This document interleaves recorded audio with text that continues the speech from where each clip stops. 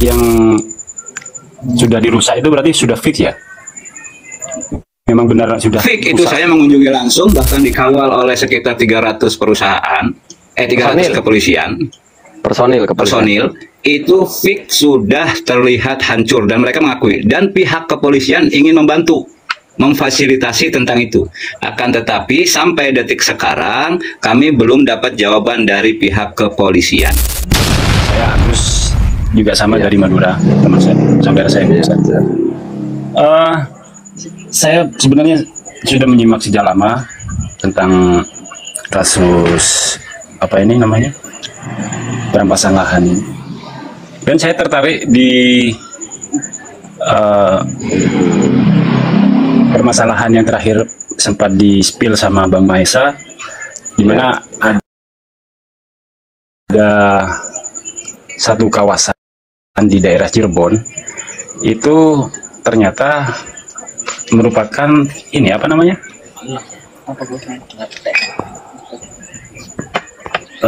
situs ya, kalau nggak salah ya, situs hutan sekaligus situs. Iya, di situ saya tertariknya begini. Itu kan sudah sejak tahun 77 Kang Mesa kalau nggak salah. Apa itu? Pembangunan PT Indosemennya. Ya dulu kan tidak sampai ngeberangus ke area situ. Dulu kan isinya cuma 100 hektar. Berarti sekarang melebar ya, meluas, makin meluas berarti ya. Meluas. Kemudian yang kedua, kalau dulu kita belum berkuasa di Cirebon, belum jadi siapa-siapa. Untuk melawan itu kan kita ini harus jadi siapa dulu. Nah kita melawan itu kan statusnya sebagai orang kesultanan. Sultan kami kan yang melawan itu. Ya, saya itu menyimak yang terakhir itu setahu saya ada perlawanan di tanggal bulan Mei kemarin, tahun kemarin 2024 kalau nggak salah, dari perwakilan ini kesultanan, dan ramenya itu kalau nggak salah di tahun 2015 ya. Nah di sini saya 2024 akhir. Iya, ya saya sendiri yang turun sama. Dan ya seluruh jajaran keraton. Ya begini, kebetulan kan sekarang yang menjadi gubernur Kang Deddy Mulyadi, dan Kang Deddy Mulyadi kan saat ini gencar-gencarnya untuk mengembalikan hutan kembali hijau lagi kan. Nah di situ masalahnya takut Kang Deddy Mulyadi ini, saya juga agak ragu ini Kang Deddy Mulyadi apa sanggup apa enggak ini. Masalahnya khawatirnya itu seperti statement Kang Deddy Mulyadi yang akhir-akhir ini itu kan beliau memaparkan bahwa ketika ada apa namanya permasalahan di satu daerah itu lebih diprioritaskan yang lebih penting terlebih dahulu gitu. Sedangkan yang kiranya bisa ditunda, anggaplah katakan bisa dibiarkan gitu nanti. Nah di sini masalahnya saya mau bertanya, di kawasan tersebut di Cirebon yang genting itu persoalan apanya ya? Kalau yang kemarin yang dibongkar di Puncak itu kan karena banjir. Nah yang di Cirebon ini urgennya itu di mana gitu, agar bisa dinarasikan juga nanti. Kalau ngomong urgen, lebih urgen di Cirebon ketimbang yang di Puncak. Kalau ngomong urgen, karena itu harga diri tidak hanya kaitannya wilayah, tapi juga mencakup sejarah, budaya. Di Cirebon itu udah situs. Kalau ngomong urgen, lebih urgen Cirebon, polusi disebabkan oleh Indosemen. Lebih urgen di Cirebon. Tapi kita itu, kenapa sih netizen itu salah paham? Kita itu sebenarnya kan mengapresiasi Kang Deddy Mulyadi. Kenapa orang itu kalau nyebut nama tuh diasumsikannya mengkritik, menyalahkan. Kita ini dalam konteks mendukung Kang Deddy Mulyadi. Tapi ya sudahlah, netizen ini kan memang nggak tahu cara membangun narasi ya. Ya sudahlah. Jadi tapi kalau konteksnya adalah lebih urgen mana di Bogor sama di Cirebon, lebih urgen di Bogor karena di Bogor mah sudah ratusan hektar dan itu tidak ada izinnya. Izinnya sekian. Kang Mar, izinnya berapa yang di Bogor itu Kang Mar? 500 apa 200? Bogor. Di Cirebon. Cirebon itu PT Indosemen cuman izinnya 100 hektar, tapi penggarapan lebih dari 500 hektar. Nah, Kalau dibilang urgensi, sangat urgen karena polusi udara, pengaboman di situ juga ada, longsor sehingga mengakibatkan banyak korban juga itu sudah terjadi. Jadi kalau dibilang urgensi, semua wilayah itu tetap ada urgennya. Permasalahannya kan bukan di situ, Kang Mas, Dokter. bukan di situ. Dan di Bogor itu bicara banjir, sebelum itu berdiri pun banjir. Tapi jangan salah paham ya, jangan kita dikira membela. Tidak, kita mendukung Kang Deddy Mulyadi merobohkan bangunan itu. Jadi kita buat komparasi, kalau itu dirobohkan, maka Indosemen mimbabil aula, aham kategorinya. Konsisten. Ya iya, maka inilah bentuk support sebenarnya kita kepada Kang Deddy Mulyadi. Support, iya benar, setuju. Itu support, nggak ada menyalahkan. Itu namanya support, ya. Jadi begini, gebrakan Kang Deddy selanjutnya. Jadi begini dokter, saya punya teman namanya Salam. Salam ini orangnya pemalu. Salam ini kalau diangkat-angkat dia tidak mau. Lah, jadi tradisi di kami dulu ya waktu masih anak-anak itu kalau ada pengantenan itu silaturahmi keliling. Nah silaturahmi ini bawa pasangan masing-masing. Jadi ngebonceng perempuan, terus bawa sanjan ya, ngirim-ngirim itu, ngirim makanan. Nah si Salam ini gak punya pasangan. Nah kalau si Salam ini Lam bawa si Anu, ayo ajak si Anu, itu gak bakalan bisa. Apa yang saya lakukan? Lam, lu gak bakalan mampu bawa si Pulana. Tuh uangnya 50.000, waktu itu gede 50.000 itu ya. Tuh kalau lu punya nyali berani tuh, gua bensinin, gua rokonin, gua jajanin 50.000 gede waktu itu. Tuh, nah, itu bukan saya nyemes ataupun mengecilkan sebenarnya. Jadi saya mensupport Salam dengan bahasa meremehkan. Karena saya tahu Salam nggak bisa kalau, lah udah di ajak si Pulana, nggak bisa. Gitu ya. Gitu. Nah gitu ya. Kemudian atas tindakan Kang Deddy sebagai pejabat, sebagai negarawan, Kang Deddy sudah melakukan benar. Tapi kalau bahasa kitanya mensupport secara sore ya, orang yang digusur akan kesinggung.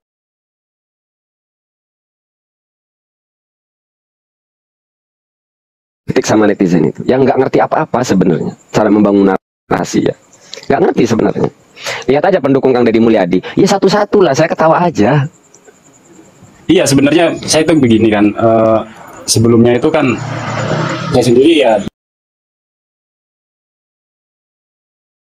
dari Jawa Timur ya, bukan dari Jawa Barat. Tapi itu saya itu melihat bahwa dari di antara beberapa pemimpin, istilahnya gubernur di Indonesia ini yang tampaknya memiliki apa ya, integritas, keberanian, integritas yang tinggi, terus berkarakter dan ingin mengembalikan kejayaan, terus asal usul bangsa ini kan itu kuat di Kang Deddy itu. Jadi saya itu semakin tertarik dan memang benar Kang Deddy itu tetap harus kita support juga melalui ide-ide netizen, dan jangan itu dianggap bahwa kita itu tidak setuju dengan yang dilakukan saat ini, bukan. Di dalam bahasa hukum ada istilahnya jurisprudensi. Nah, apa yang dilakukan Kang Deddy Mulyadi di Bogor, di Puncak, itu kan menjadi jurisprudensi agar dia berlaku tegas terhadap PT Indosemen. Begitupun apa yang dilakukan Kang Deddy Mulyadi itu menjadi, kalau di istilah hukum saya tapi kiasin ya, itu menjadi jurisprudensi untuk Gubernur Banten bertindak tegas kepada oknum pejabat yang membangun di wilayah yang secara regulasi cacat administrasi gitu loh. Singkatnya, sederhananya, harusnya Kang Deddy Mulyadi ini dijadikan contoh oleh Gubernur Banten agar bertindak tegas kepada orang yang inisial saja ya, inisialnya Aguan Plongo. Tuh. Ya, saya juga begini ya, apa namanya itu, kepada para pendukung PIK maupun PIK 2 itu, belajarlah terhadap sejarah berdirinya PT Indosemen, di mana penduduknya sekarang itu kalau mau diwawancara satu persatu itu sama semua jawabannya, bahwa mereka itu sulit untuk mencari kerja. Bahkan yang bekerja di dalam pun itu cuma 1-2 orang aja. Nah, sekarang gini aja biar lebih keterangannya lebih lanjut, biar lebih paham yang terjadi di Cirebon tuh bagaimana. Nah, Kang Umar nih, Kang Umar ini yang langsung berhadapan dengan aparat, berhadapan dengan perusahaan, berdebat dengan BPN, perusahaan, aparat. Ceritain Kang Umar, kekejaman Indosemen di tanah Cirebon. Kang Umar. Ya, yang pertama kita bicara PT Indosemen, kawasan industri yang menyerap tenaga kerjaan. Akan tapi sisi yang lain, banyak mereka ini ternyata setelah kita difasilitasi oleh Kapolres Kabupaten Cirebon, mereka pihak hukum daripada Indosemen mengatakan bahwa situs-situs itu tidak rusak. Nah, setelah pertemuan itu, kita langsung cek ke lapangan, dikawal oleh ratusan kepolisian. Nah, setelah dicek, situs-situs tersebut sudah hancur. Bahkan kita sudah sidak juga dengan Kang Mahesa dan sudah ter-up juga di YouTube. Kalau nggak salah ya, sudah ya Kang Mahesa ya? Iya. Nah, itu hancur lebur. Nah, setelah itu kita ke BPN. Di BPN ternyata izin Indosemen itu hanya 100 hektar. Akan tetapi penggarapannya 500 hektar. Nah, lalu bagaimana masyarakat tersebut, masyarakat setempat? Masyarakat setempat apakah terganggu? Polusi udara Indosemen itu sangat besar. Nah, CSR daripada PT Indosemen ke warga tersebut pun ya tidak sesuai dengan kebutuhan yang di masyarakat sekitar. Arti kata susu pun tak ada lah. Jadi untuk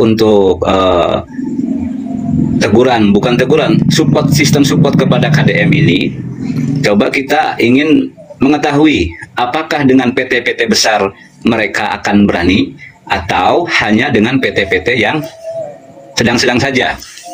Begitu, Kang Dokter. Jadi masalahnya bukan hanya PT Indosemen, akan tetapi seluruh tanah ulayat, tanah adat. Kita bicara sekarang tidak lagi Cirebon.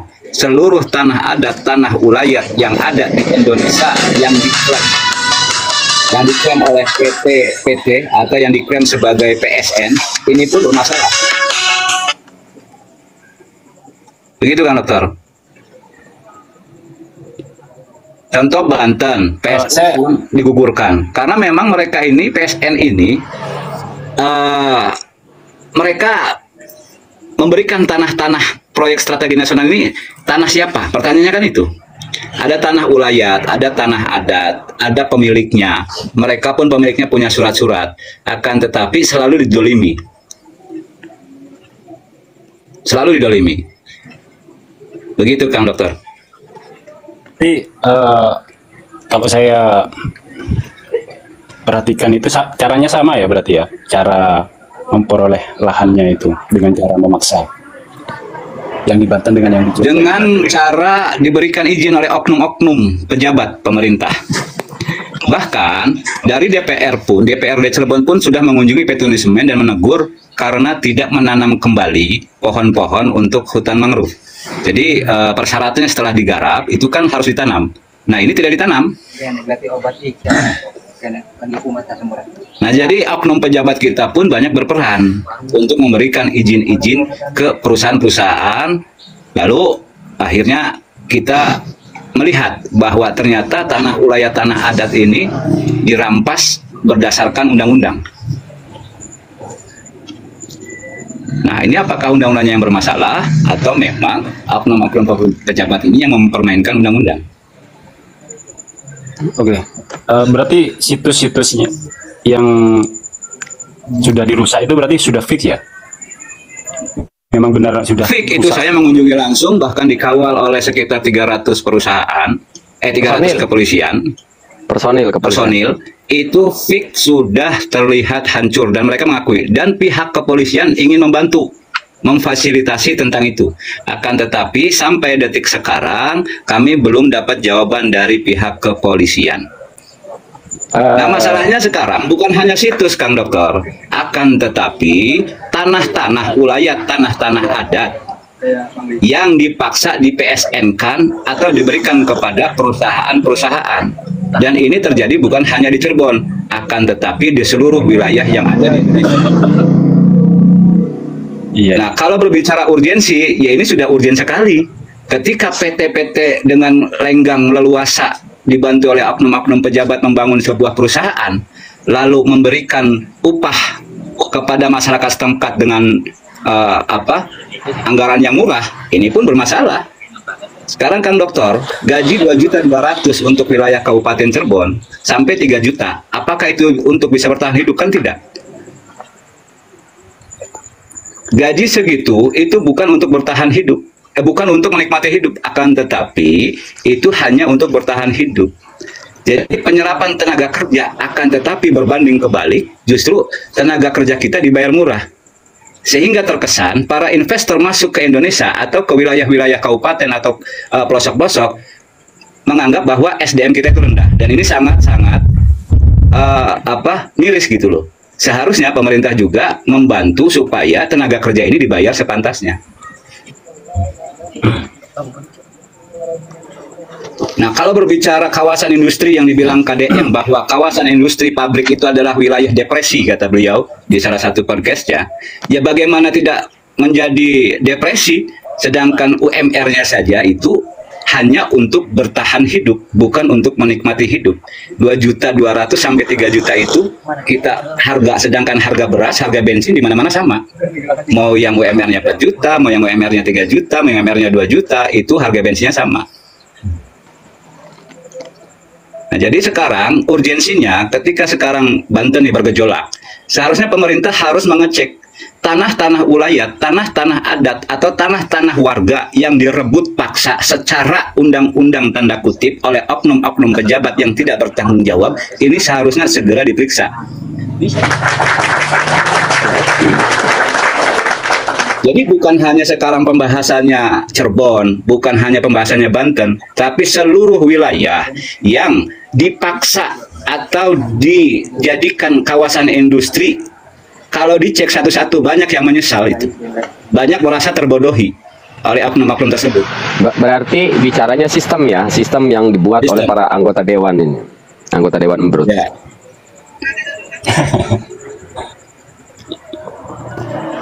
Nah ini, jadi kita tetap support KDM, Kang Deddy Mulyadi.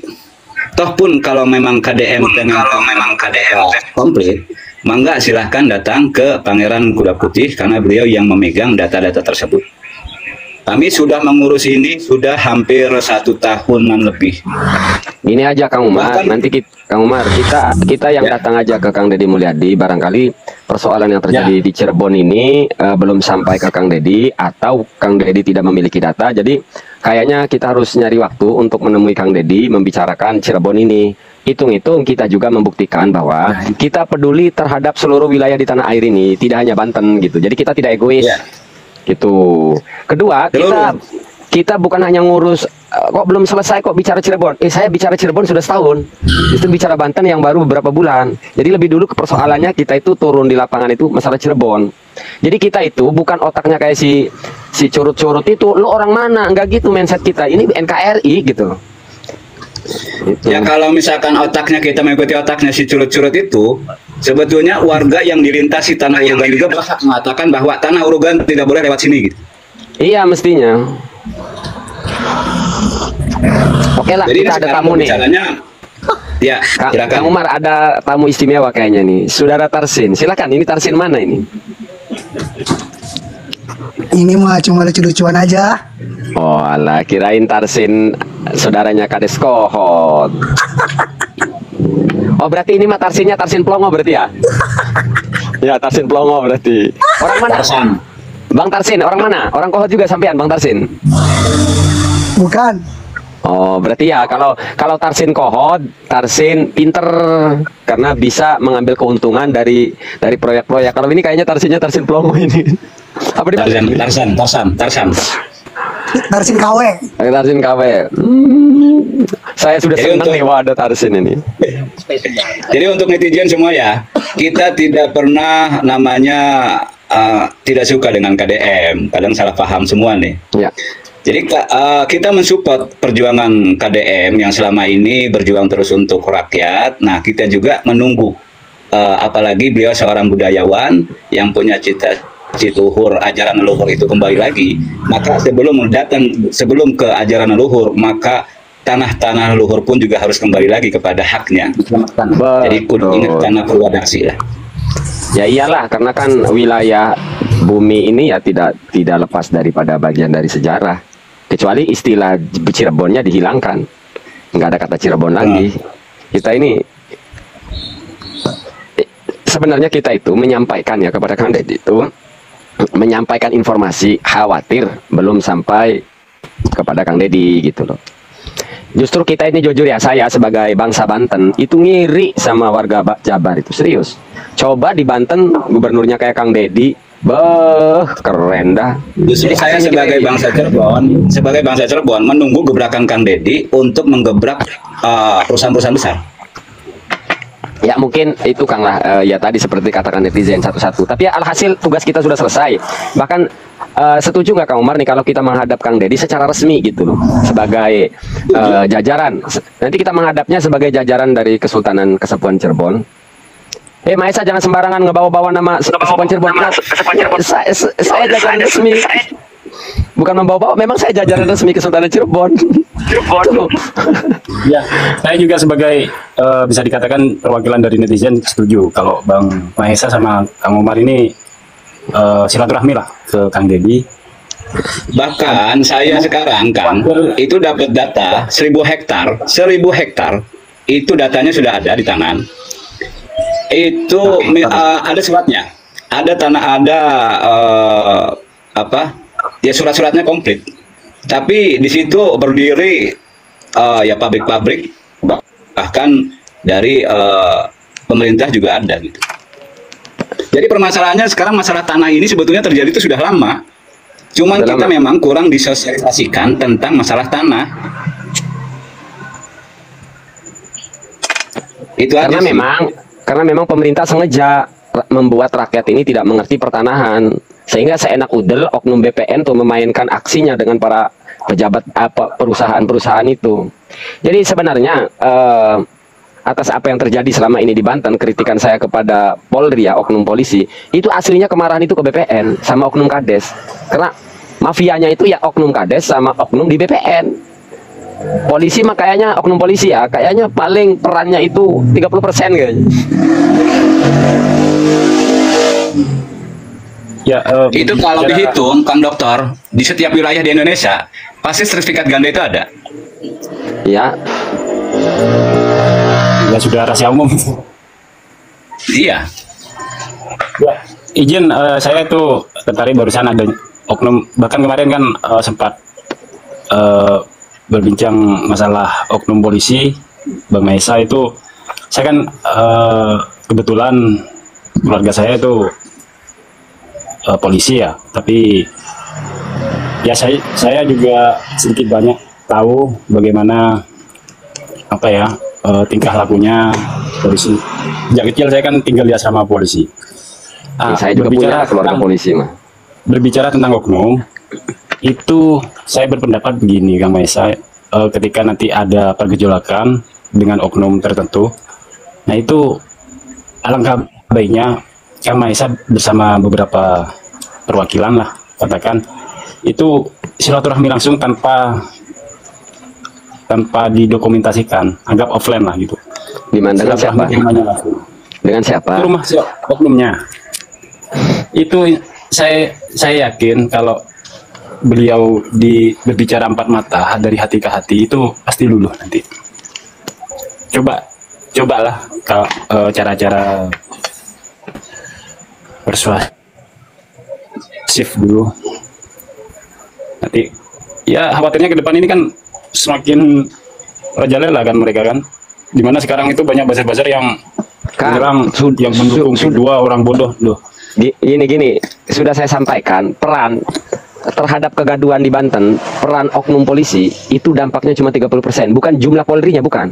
Dampak kerusakan di Banten yang disebabkan oleh oknum Polri itu cuma dampaknya 30%, bahkan gak nyampe lah. Dampak ini besarnya itu kerusakan di Banten ini oleh oknum Kades dan oknum di BPN, termasuk DPR Polri nih oknumnya itu paling 30% kalau digabungin. Karena kerusakan di Banten hari ini itu kuncinya utamanya itu di Kades, oknum Kades. Ya. Iya, Kades ada sama BPN, oknum BPN. Maka kenapa kemarin saya meluapkan kemarahan itu kan ke BPN, bukan ke anggota dewan saya kemarin di DPR RI. Itu kemarin saya bukan di anggota dewan, di BPN langsung saya tunjuk-tunjuk itu. Kan ke BPN saya itu nunjuk ya, itu bukan ke anggota dewan. Dengan diam-diam baik. Ya karena memang yang brengsek itu ya oknum Kades sama oknum di BPN. Kalau betul. kadesnya jujur, tegas, BPN-nya kerjanya becus, oknum polisi nggak bisa bermain. Oknum polisi nggak bisa bermain. Main di mana polisinya? Adanya sedikit secuil saya, kalau saya hitung jumlahnya secuil oknum polisi. Itu nggak bisa berperan tanpa perbuatan kotor dari oknum kades dan di oknum BPN. Gitu. Paling oknum polisi ini perannya nakut-nakutin warga. Paling itu doang. Ya pas eksekusi itu lagi Ya. apa membutuhkan warga itu. Kalau eksekusi lain lagi. Kalau eksekusi saya nggak bisa ngatakin oknum karena itu sudah menjadi tugas. Maka tetap yang salah regulasi. Mohon maaf ya, saya menyayangkan ya beberapa perilaku oknum saat eksekusi lahan. Tetap saya tidak bisa menyalahkan polisi kalau soal eksekusi lahan ya, karena itu sudah matang. Polisi hanya menjalankan tugas. Nggak bisa saya mengkritisi Polri lah soal itu ya. Jujur, saya tidak menyebut itu oknum. Oknum yang saya maksud di sini adalah oknum polisi yang ikut-ikut nakut-nakutin warga agar menjual lahan. Kalau ada yang bersuara, terus oknum polisi nakut-nakutin di penjara. Itu loh. Kalau soal polisi turun di lapangan di beberapa wilayah mengeksekusi lahan, saya tidak menyalahkan karena itu sudah menjadi bahan matang. Polisi hanya menjalankan tugas. Jadi saya tidak menyalahkan lah ya. Tidak menyalahkan. Makanya balik lagi, berkaitan tanah mah, saya mah lebih menyalahkannya itu ke Kades sama oknum di BPN. Sama dengan politikus anggota dewan dari PAN kemarin. Itu pemikirannya sama dengan saya. Kata salah seorang anggota dewan di Komisi 3 itu kan ngomong, kalau ada permasalahan tanah, pikiran saya, kata anggota dewan, pikiran saya itu di BPN. Pasti mafianya di BPN ini. Ya memang faktanya demikian. Sumber petaka di Banten ini, permasalahan pertahanan itu ya Kades sama oknum BPN udah. Oknum Kades, oknum BPN. Bukan hanya di Banten ya? Iya di seluruh gitu. Ya maksudnya yang kita sekarang ini. Semua itu pasti Kades, BPN. Nah itu yang di Madura. Tadi berdasarkan ini gimana tuh, Dokter? Yang di Madura gimana tuh, di Pamekasan. Ya. Iya, sekarang ya belum dicabut, ada beberapa yang belum dicabut, tapi ada yang dicabut bambunya itu. Terus ada yang sebagian belum dicabut. Tapi sekarang masih agak reda ini masyarakat. Nanti kalau rame lagi saya bantu up juga lewat. Ini yang umum begini nih, yang umum sudah diukur sama BPN, lalu menjadi plottingan sebuah PT. Tapi si uang belum dilunasin ke pemilik tanah. Ya. Nah itu kadang Ya, rata-rata kan bayarnya begitu. lama. Sehingga tanah ini ketika mau dijual atau dicek oleh orang yang butuh tanah tersebut, dilihat dari Bumi ATR BPN, ternyata sudah plottingannya PT A, PT B gitu.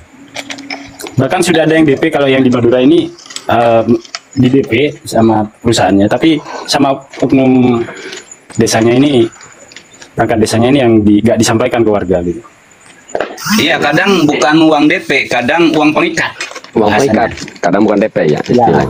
DP, uang pengikat. Nah, ketika uang pengikat sudah masuk, lalu ke BPN dengan bayar harga 5 juta, khusus kemarin saya itu yang di Tangerang, itu sudah jadi tuh si tanah tersebut milik PT A. Wow. Dan di Tangerang itu Luar biasa, ada ya. PT milik Aguan juga, Sedayu. Milik Sedayu Group, tapi si tanah ini belum lunas sama warga. Nah, BPN ini pun jelas-jelas merugikan pemilik tanah. Tapi Karena dengan sudah jadi ya. Karena enggak, karena plottingannya sudah milik mereka, plottingan sudah milik PT. Jadi seolah-olah itu sudah diklaim. Akhirnya orang yang mau maju ke depan pun mau beli tanah tersebut akhirnya mundur. Karena oh ini sudah diplotting A, ini sudah diplotting B, ini sudah diplotting C. Iya. Dan itu Kayaknya terjadi kembali ke pembicaraan yang Indonesia. tadi yang habis di Cirebon. Saya tuh ingin menegaskan kepada teman-teman netizen semuanya itu bahwa jangan lagi terprovokasi dengan narasi-narasi yang mengatakan yang mendukung PIK 2 adalah orang bodoh. Itu di mana akalnya itu? Padahal Yang menolak tak, yang jika menolak kita melihat di yang menolak tak. yang menolak PIK 2 adalah enggak, yang mendukung yang menolak PIK 2 adalah orang-orang bodoh katanya. Itu jangan kita itu narasi yang sesat itu. Jawabannya Gimana nggak sesat? sederhana. Ini coba kita lihat yang di Sederhana saja dokter, Yang di Cirebon sederhana ini kan saja. masyarakatnya kan enggak. Dokter, sederhana saja saya jawabin dulu ya. Ya, Yang siap. menolak PIK siap berargumen, yang mendukung PIK tidak siap berargumen. Udah gitu aja. Jadi yang goblok siapa sebenarnya ini? Iya. Cuma misalnya itu membodoh-bodohkan tapi narasinya nggak ada kan. Aduh. Ya. Izin, assalamualaikum Kang. Jadi memang saya baru dapat video juga tadi terkait dengan kalimat yang bahwa yang menolak itu adalah orang bodoh yang menolak investasi. Padahal yang bodoh itu mereka yang menerima. Jelas mereka sudah dibodoh-bodohi. Yang pertama kita lihat saja awal narasi pagar laut itu mereka beralasan bahwa itu adalah pemecah ombak. Ya artinya terpatahkan dengan kasus yang sudah berjalan. Kemudian dibodohi lagi bahwa itu adalah abrasi. Kita tidak menolak abrasi, tetapi tidak ada abrasi dalam beberapa tahun itu seluas 1,5 kilometer. Nah, jadi jelas yang bodoh itu adalah mereka. Bahkan sampai detik ini, Pak Dokter, kita sih masih berharap Kang Mahesa, mungkin Kang Umar, ini ada orang pendukung dua nih yang narasi menurut otak mereka itu adalah pembangunan. Ini naik di sini. Jadi kita mau uji pemikirannya sampai sejauh mana. Dan menurut saya memang pemikiran mereka buntu, begitu kan? Karena saya berdebat dengan orang pendukung PIK 2 tuh bukan hanya di sini saja, tetapi di WhatsApp grup itu yang memang isinya pendukung PIK 2 itu yang notabene-nya memang masyarakat sipil, tetapi memang sudah memiliki jabatan ketika mendukung PIK 2, baik di pemerintahan maupun di PIK 2. Itu pemikirannya sangat jauh lah dengan rakyat sipil yang notabene biasa-biasa aja. Jadi justru malah rasa empati mereka terhadap masyarakat itu jauh, bahkan hampir tidak ada. Jadi begitu Kang Dokter. Nih, ada komentar di bawah karena takut salah paham dianggapnya kita mengancam. Karena di sini kan mungkin ada aja intel ya. Ada komentar dari Andak ya. Ini komentarnya begini, Bapak Kepolisian, Bapak Intel. Anggap saja ini sebentuk informasi ya. Ada komentar dari akun Andak ya. Hari kita dipendem di tanah Banten, Kang Mahesa. Nah, maksudnya kemarahannya ditanam dulu, masih disimpan. Kalau ada komando perang, siap ikut perang, takbir. Nah ini suara rakyat ini. Saya nggak kenal beliau hanya tahu saya juga di medsos. Nah orang yang komentar seperti itu udah ribuan yang saya temukan di alam nyata. Ada puluhan kiai yang tidak bersuara di medsos, tapi saat ngobrol itu komentarnya begitu. Ada puluhan kiai yang sudah saya temui. Wes Mahesa, Abah Haji mah nggak ngerti ini itu, tapi saat waktunya perang kami akan turun. Nah jadi ini jangan diabaikan. Dan nanti ketika itu bergejolak, janganlah dilimpahkan kesalahan itu ke kita, seolah-olah kita yang memprovokasi. Wong alasan kita itu alasannya sama dengan Polri, kedaulatan. Alasan kita menolak PIK itu alasannya sama, TNI menjaga negara. Alasan kita menolak PIK itu alasan yang sama dengan anggota intelijen, yaitu menjaga kedaulatan negara. Jadi kita punya alasan yang sama. Saya punya alasan yang sama dengan Polri, saya punya alasan yang sama dengan TNI, saya punya alasan yang sama dengan Badan Intelijen Negara. Itu.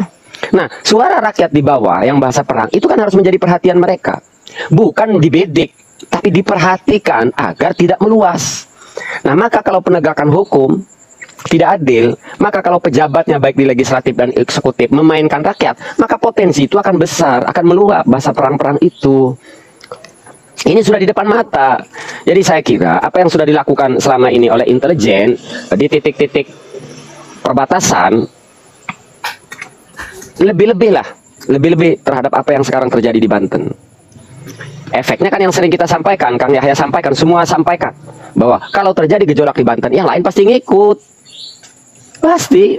Dan saat gejolak terjadi, nggak TNI, nggak Polri, nggak bisa mengontrol karena terlalu besar masanya. Dan nggak mungkin TNI kan nembak warganya sendiri. Jadi ayolah, kita ini cuma pengen damai. Selesaikan dulu, stop dulu PIK 2. Yang melakukan pelanggaran hukum dulu. Nanti kalau berbicara investor, investasi, pembangunan, nanti minimal tenangin dulu rakyat Banten.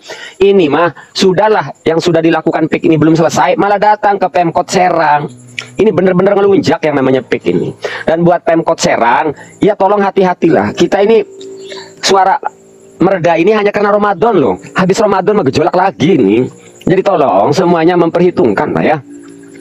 Tolong Pemkot nih terutama yang sedang dirayu oleh PIK. Ini benar-benar bangsat PIK ini. Betul. Di Tangerang belum selesai, udah ngerayu Serang. Betul. Itu saya baca di media massa Serang Timur bahwa PIK 2 ini sedang merayu Pemkot Serang dengan CSR, ya, termasuk ada yang namanya Wahyu itu turut berkomentar di situ. Jadi bahwa CSR itu dapat membangun ini segala macam. Cuma kan yang dia tidak paham adalah yang dikorbankan di dalam pembangunan itu adalah rakyat.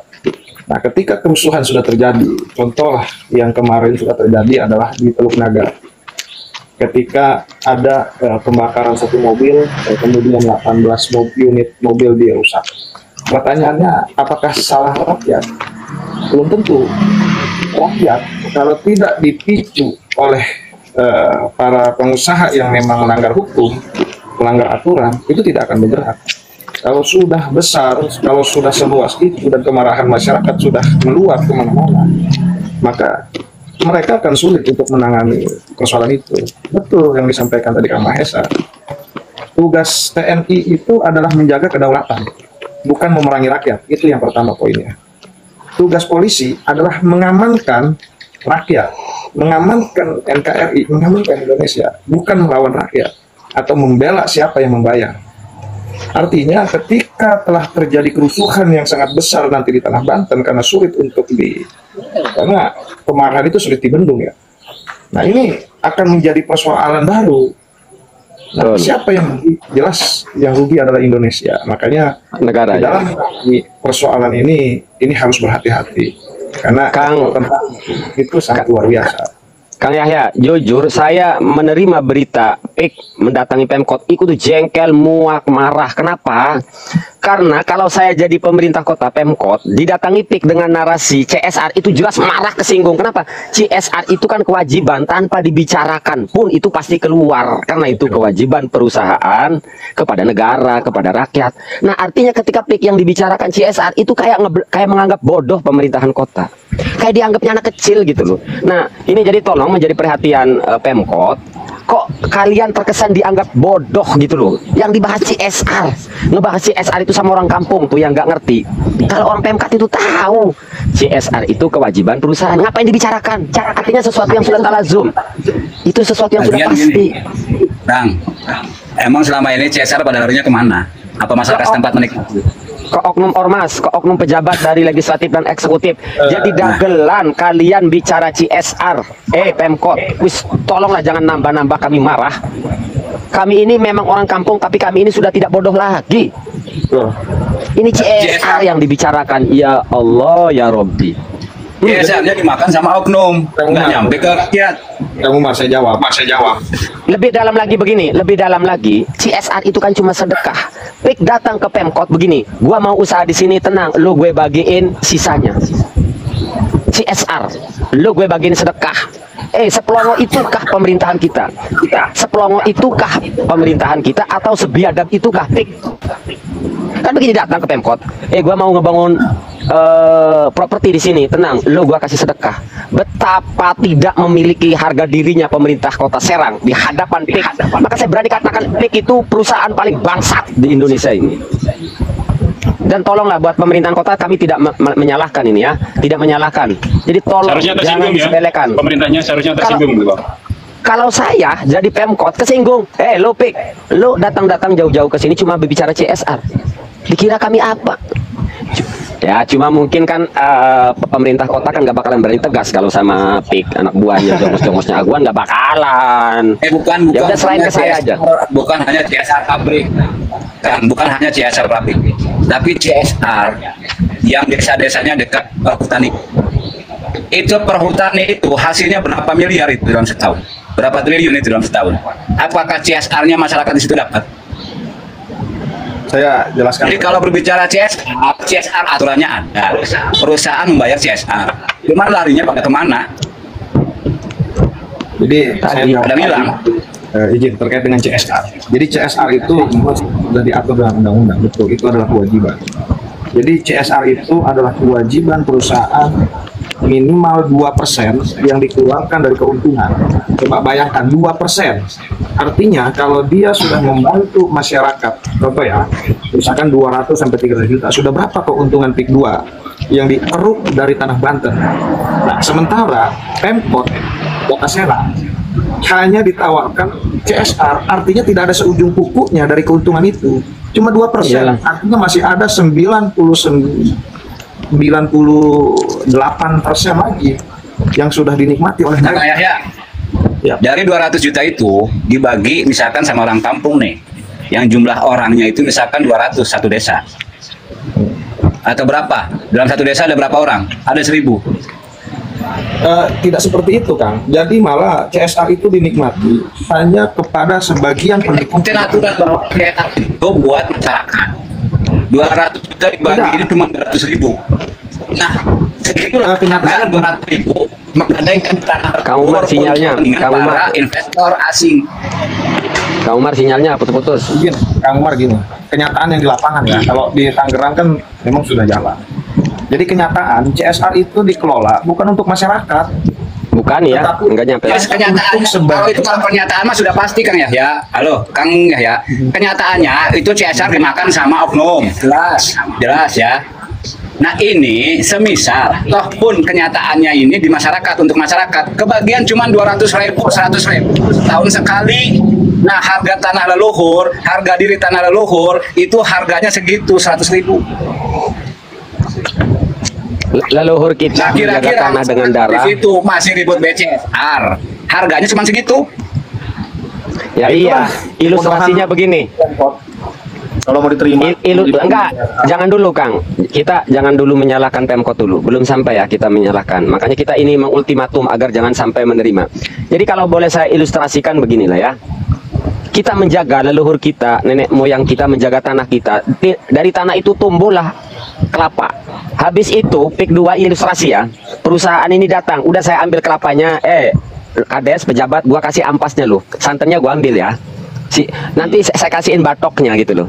Saya kasihin ampasnya ya. Pokoknya kalau sampai Pemkot menerima, Pemkot Serang, betapa bodohnya itu. Ya saya katakan kalau sampai menerima, saya katakan Pemkot ini betapa bodohnya gitu loh.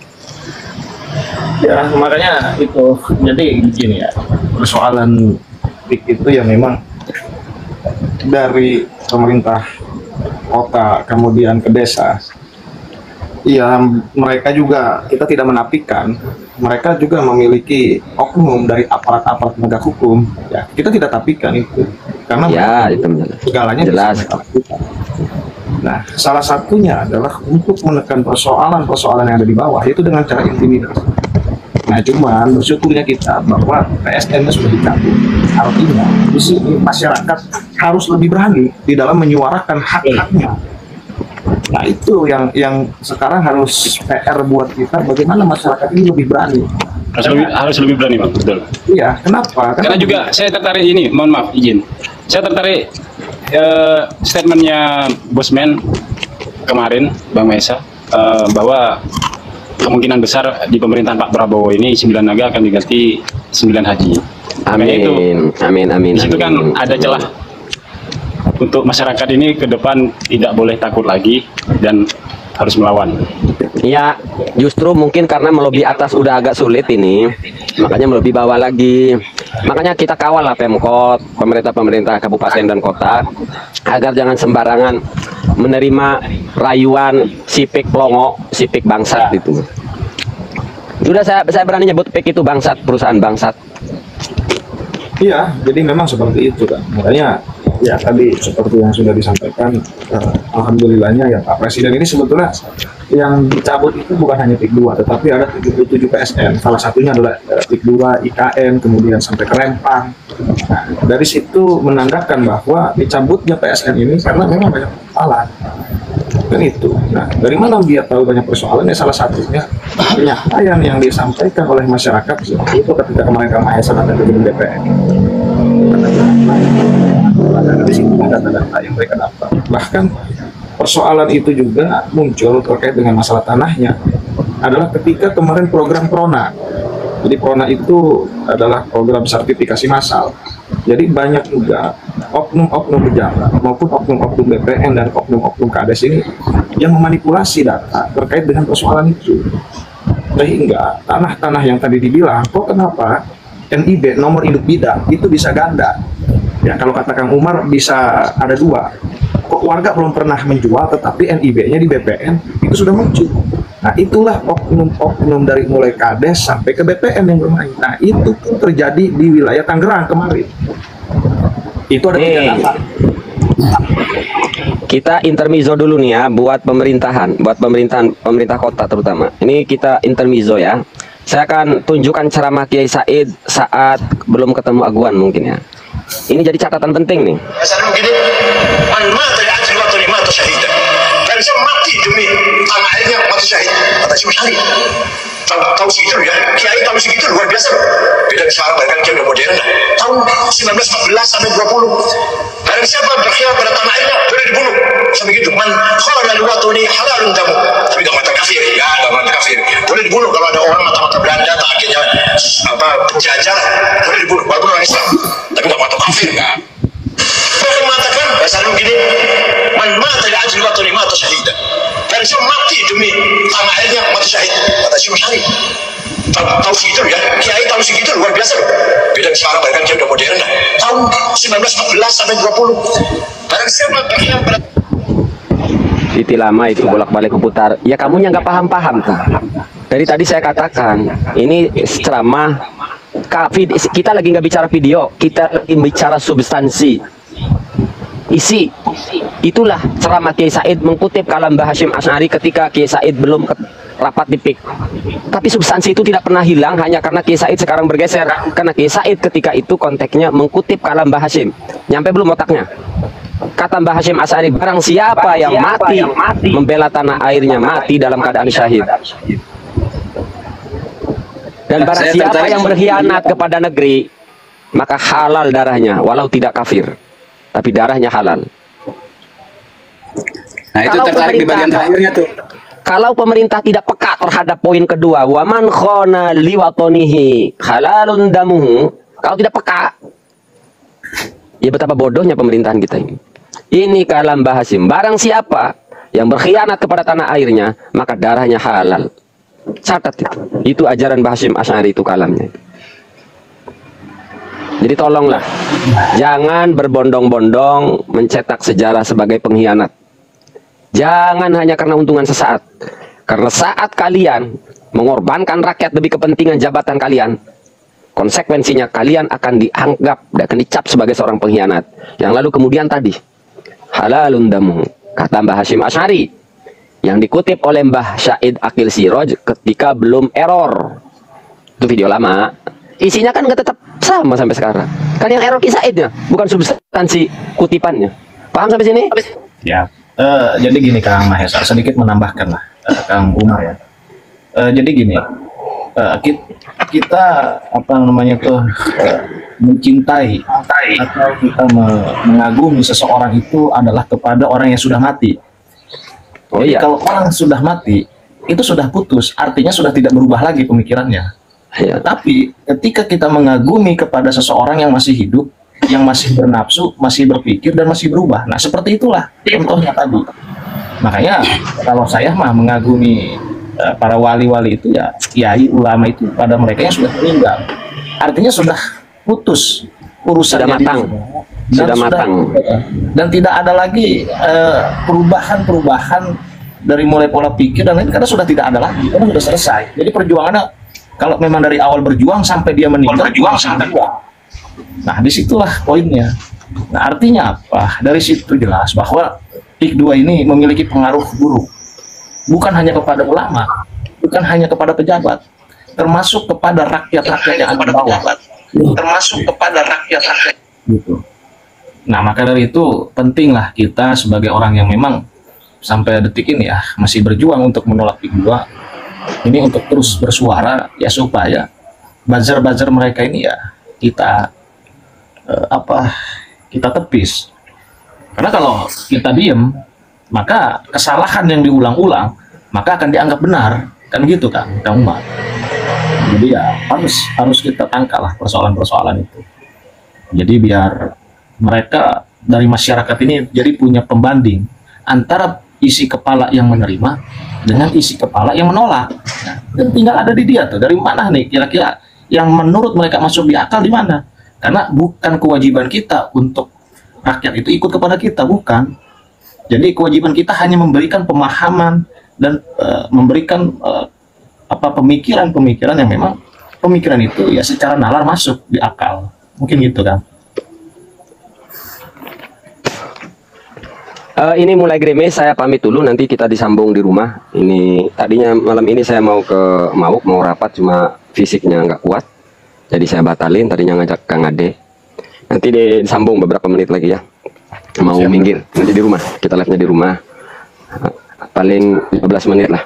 Ya, pamit dulu. Tapi itu garis bawahin tuh. Berat garis bawahin. Apa? Man khona liwatonihi halalun damu. Halalun.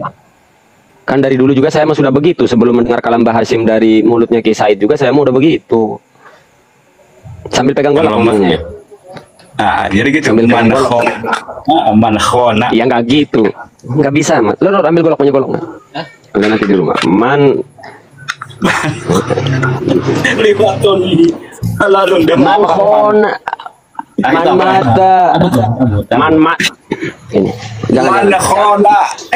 jangan kebanet di akun sayanya, sudah kebanet.